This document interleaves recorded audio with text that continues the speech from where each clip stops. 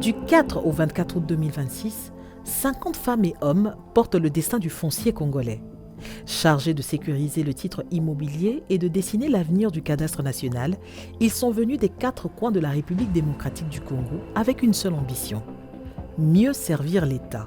Pendant près de 3 semaines, les conservateurs des titres immobiliers ainsi que les chefs de division du cadastre du ministère des Affaires foncières sont retournés sur les bancs de la formation dans les salles réaménagées de l'École nationale d'administration. En réponse à la réforme engagée par le ministère des Affaires foncières, ces 2 catégories de fonctionnaires ont été réunies autour d'un programme dense et exigeant.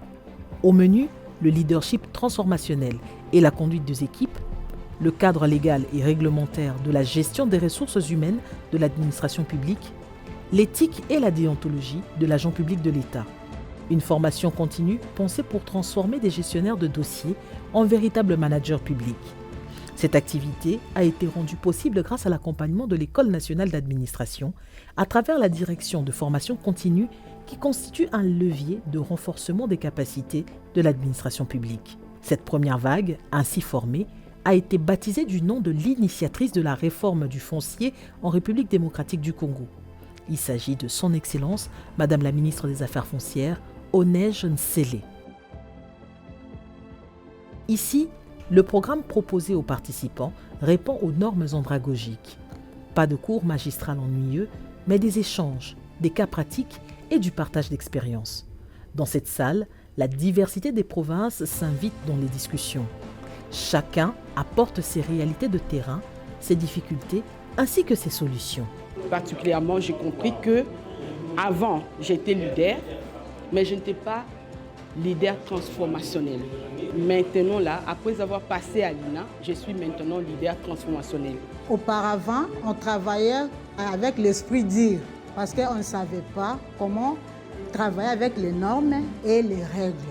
Mais cette fois-ci, avec la formation de l'École nationale d'administration, on ne va pas travailler comme auparavant, mais on va améliorer notre façon de travailler. Nous avons acquis des expériences que nous n'avions pas jadis, mais à Kita, ici, nous serons des excellents gérants des circonscriptions foncières. C'est une mise à niveau, une valeur ajoutée qui permet à ce que nous devons faire avec exactitude.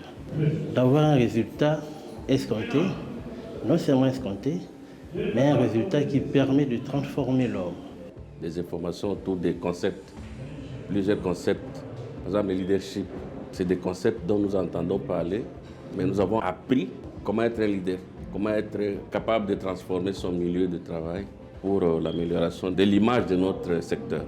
Pendant 3 semaines durant, le savoir s'est construit à plusieurs avec l'accompagnement des experts.